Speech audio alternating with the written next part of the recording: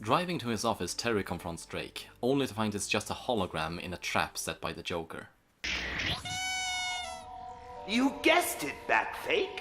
The disgruntled Mr. Drake is indeed in my employ. He proceeds to tell Terry he plans to use the satellite weapon to pop the city like soap bubbles, simply for the hell of it. Before activating a laser trap, Terry has to escape. By tricking the movement-guided lasers to shooting each other, Terry does escape to the car, and using a clue I assume he got from the transmission, finds the Joker's hideout. Hoping to send the police ahead of him, Terry tries contacting Bruce, only for the Joker to hijack the transmission and activate the weapon to take him down. The following chase scene is everything you would want from a chase scene featuring the Joker. It's loud, preposterous, chaos and casualties everywhere, and that iconic laughter ringing through the speakers. It is awesome. Never mind the fact a laser capable of targeting a moving car from orbit would not be evaded by said car. Everything about this is amazing. Suddenly the Joker seems to clock out for some reason and turns off the laser, allowing Terry to resume his course towards their hideout. There he's met by the crew, who shoots him out of the sky with a rocket launcher, and Terry quickly dispenses of the clowns. Choco is knocked out when Terry crashes into the smoke chute he's climbed up. Ace takes care of Wolf, and Terry, Ghoul and the DD twins. Double down. Inside the factory, Terry finds Tim knocked out on the floor, and reviving him, he appears to not know anything about this, but still seems terribly shook up, reliving the moment he shot the Joker all those years ago. Every night the dreams get stronger. He's there when I sleep, whispering, laughing, telling me I'm just as bad as he is. We're both the same. And then he collects himself, grabs one of the toys from the table, only to swing a pair of electric handcuffs at Terry, knocking him out. Thus, he reveals his true colors. He truly has changed sides. Or has he? Finally, only two mysteries still remain. Where is the Joker, and how did he return? Before it is revealed, I want to talk a little bit about what makes or doesn't make a good twist. A good twist is completely unexpected, but still within the realms of reason when you look back at the story with new eyes. When a twist comes completely out of left field with nothing in the story to suggest it was possible, it can feel confusing, at odds with the story, or just not make sense. So, having apparently revealed to Bruce just how much he hates him, and he wants Bruce to see everything that happens next, Tim starts laughing. First statistically, then more and more maniacal, like his sanity is slowly slipping away, before his very body starts to change, and then, finally, the transformation is complete. Drake? You're the Joker? Depending on how many comics you read, this is completely out of nowhere. Not only was there nothing in the movie to suggest that anyone had the ability to change shape like that, there is nothing in the show either, with the exception of a minor villain called Falseface. So if you're like me and don't read comic books, this is a really terrible twist. However, in the comics this has happened before. During Frank Miller's controversial run of Batman comics, he had Dick Grayson, the former Robin, become the second Joker after the first one was killed, and he too had the ability to take on the Joker's likeness. So if you read those comics, chances are you had the possibility of Tim being the Joker in the back of your head somewhere. But personally, I don't think that saves it from being a bad twist. Anyway, it turns out in addition to injecting Tim with the Joker toxin all those years ago, he also somehow transcribed all of his memory and character into a microchip, through which he could live on through Tim Drake in the future. If you think this sounds far-fetched, it's because it is. But you don't need to read comics to know despite his insanity, the Joker has a genius-level intellect. He mostly applied it to chemistry, but it seems to translate fairly well to many other areas, like psychology and strategy. So why not genetics and technology? That is, I assume, the question Dini and Tim asked themselves, and compared to the long list of things this movie did well, it's not that horrible. What is horrible is even though he'd already used the satellite once, when the Joker activates the jammer now, it destroys the roof of the building. How could he have used it already and the roof was still intact? But this isn't a review, it's a breakdown. The Joker reveals his plan in full, showing how he is planning to carve a smiley face into Gotham's downtown area, including Terry's house, the hospital where Dana is recuperating, and Wayne Manor. I always think it adds resonance to a hero's mission to have some defining element of tragedy in his background, don't you? Shut up, Joker, I already covered that. Thoroughly convinced his victory is assured, he tells Bruce farewell and assures him despite their long history together, he really did always hate him. This is the moment Terry sends in Ace to distract the Joker and bite off the electric cuff.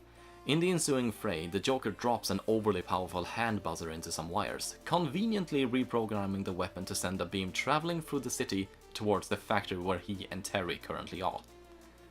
The Joker tries to leave, and when Terry tells him he's taking him in, he laughs straight into his face. Now there is only one thing left to make the intent of this movie complete. To defeat the Joker and let him know he made a massive mistake to not see McGinnis as a real Batman. You? What's to know? You're a punk, a rank amateur, a costumed errand boy taking orders from a senile old man. At first their prowess is quite equal and Terry asks Bruce for advice. Bruce tells him to play to the Joker's vanity, but instead Terry chooses to taunt him. Instead of catching his hits or laying his own, he deftly avoids the Joker's attacks and starts making fun of him. Turning off the light, Terry keeps mocking him from the shadows for believing he is as astonishing as he thinks he is, telling him he's not funny or terrifying. You make me laugh, but only because I think you're kind of pathetic. Stop that! He makes the observation the reason the Joker kept coming back is because he never got Batman to laugh, and implies he should be happy now. Batman is finally laughing at him! And finally, the Joker snaps, screaming, "You're not Batman!" throwing grenade after grenade towards McGinnis, sending the roof crashing down over him. The Joker traps him beneath a table and pulls off the mask and strangles him whilst laughing, daring him, urging him to keep laughing. And with a final breath, Terry wheezes, "Ha, ha," as he pulls out the joy buzzer and fries the microchip in his neck.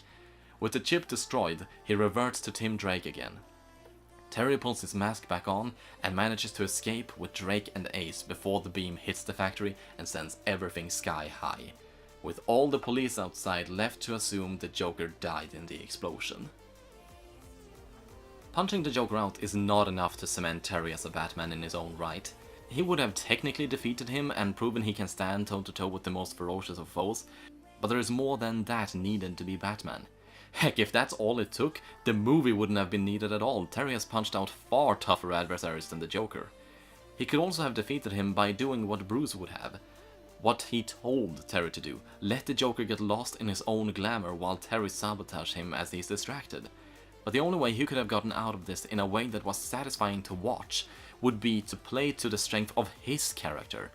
Because what is the point of a new Batman if it isn't a unique Batman who can still stand on his own? Thus, instead of just letting the Joker keep talking, he talked back. Because that's who he is. He would rather engage with his foe than to remain quiet, and he used his quick mouth to throw off the Joker's game. That said, I have mixed feelings about this. On the one hand, I can buy the performance. The way both characters acted felt on point. I like the dialogue, and it is glorious to see the Joker so frazzled by this punk kid talking back to him. On the other, the idea of the Joker being bothered at all by what McGinnis has to say is pretty strange to me. Because he is so far removed from reality, I doubt McGinnis would even register to him. Which does make it all the more dramatic to see it actually works. Another thing I think is interesting is the line, The real reason you kept coming back was you never got a laugh out of the old man. On the one hand, one of the integral pieces of Batman lore is The Killing Joke by Alan Moore, where the Joker did indeed make Batman laugh. A lot of fans believe that Batman is supposed to have killed the Joker in that comic, but this obviously didn't happen since the Joker is still around in comics. And also, in that comic, the Joker shot Barbara Gordon through the spine, paralyzing her from the waist down. Seeing as she is still around and walking on two legs, we know the events of The Killing Jokes never took place here. It's not really something we needed confirmed, but in that comic, Batman and the Joker had a strange sort of amicable understanding of one another, and near the end they almost seemed like close friends, with Batman offering to help the Joker become normal again, and the Joker is portrayed as a tragic victim of circumstances through most of the story. It's an interesting take on the character, but making it clear this never happened in this universe speaks volumes about what kind of man he is, and does make it more likely he would be bothered by Terry's taunts. because Terry has zoomed in on how two-dimensional he really is, and with that in the open, he is suddenly a lot less threatening. It calls back to Terry's assumption that Joker was not as bad as Bruce and Barbara all remembered, because when you really think about it, you realize all he really wants is to portray a character, and with that in the open, much like the Joker did to Bruce all those years ago, Terry calls him pathetic and starts laughing at him, and he falls apart. Still, if anything, this makes him see Terry as a Batman even less than before, and the idea of someone pretending to be Batman and still understanding him is so thoroughly repulsive, he has to take off the bat mask before it tries to kill him, only for McGinnis to reveal that's what he intended all along. To get him to lose his cool so he could get close enough to end him. Finally, there is two more things I want to bring attention to. First is the obvious callback to the beginning, when Bonk got hit by the flagpole. Bonk was the most inept, useless character of the movie, and was defeated with a bit of slapstick. When the Joker strangles Terry, they reenact that moment, equaling the Joker with Bonk, symbolizing how he is no different from any other punk using his image to scare people.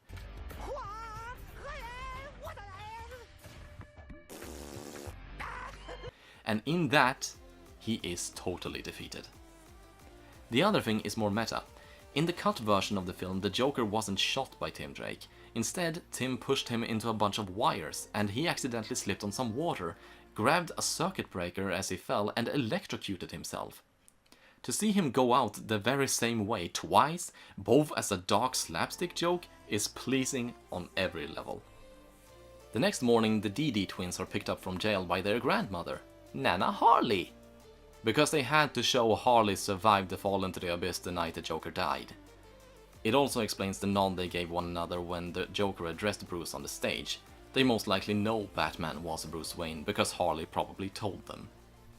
Elsewhere, Tim is resting in a hospital bed with Barbara and Terry at his side. Terry claims they met one another the other night, which Tim doesn't have any memory of, through which we learn the Joker is indeed gone. Tim thanks Terry for what he did for him, and tells him Bruce made the right choice to let him wear the mask. But he's sad Bruce didn't come to the hospital as well. When Terry leaves, he runs into Bruce, who claims he should be here. And before he can leave, Bruce calls out to him and he says, "It's not Batman that makes you worthwhile. It's the other way around. Never tell yourself anything different." In contrast to before, this was the Batman, voiced by Kevin Conroy and written by Bruce Timm and Paul Dini, telling the urchin he really is Batman. And the movie ends with Bruce and Tim supposedly patching their wounds, and Terry flies off into the night sky, from now on proven he is a worthy Batman.